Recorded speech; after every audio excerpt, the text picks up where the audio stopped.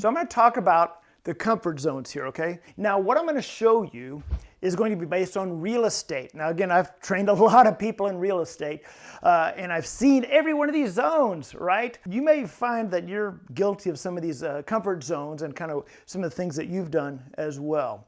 So let's get started here. Now, I'm going to draw in the very center. It's just a little asterisk, okay? So this is, say, you getting started in real estate right here.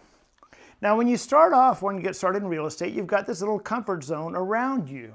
What do you typically do when you're starting off in real estate? Well, or anybody starting off in real estate? Well, they typically start off getting free information online, right? Like YouTube or online forums, anything like that. Just taking in all this information.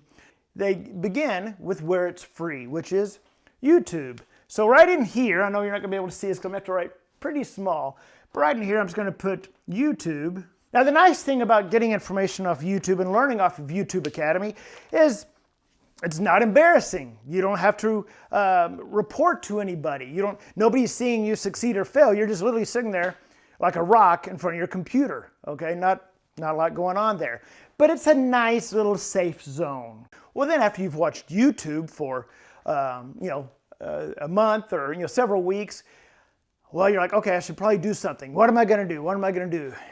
And you get excited. You do something really crazy. You go to a real estate meeting. Yeah, there's human beings there. Oh my gosh. What if they ask me questions? I haven't done a deal yet. What if they say anything? What if they laugh at me?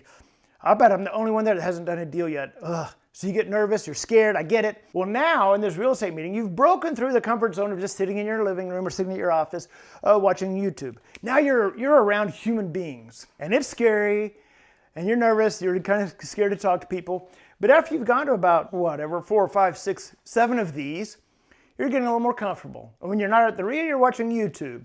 So now you're, wow, a genius, right?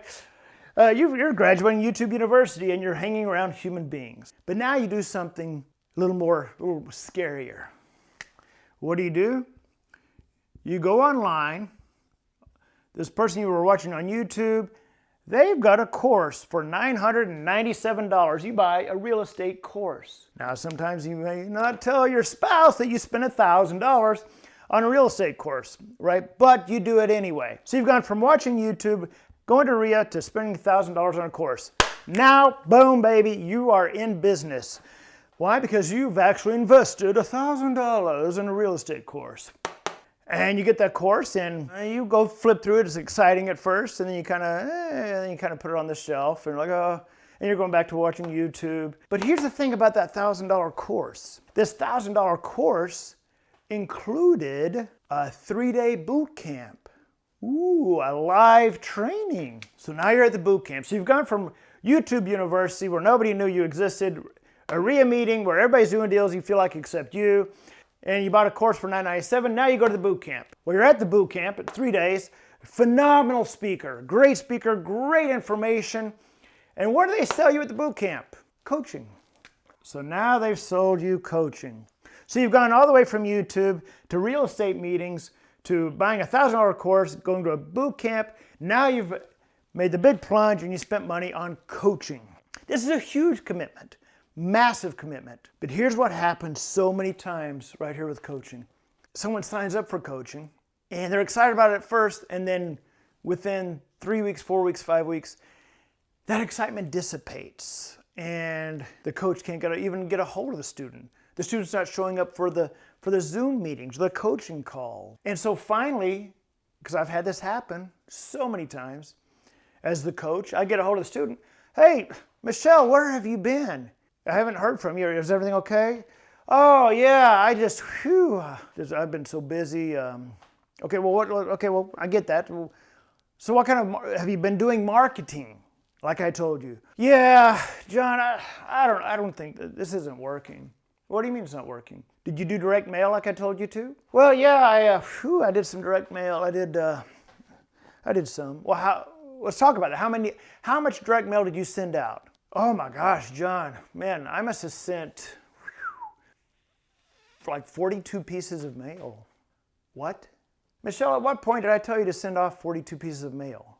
That's going to do nothing. Like, why would you even do that? So what is the student doing? The student is doing what I call BS marketing. What is BS marketing? BS marketing is exactly what you think it stands for. It's not gonna work. They know it's not gonna work. It's not even what the coach told them to do. But why do they do it? So they have an excuse to fail, to move on to something else.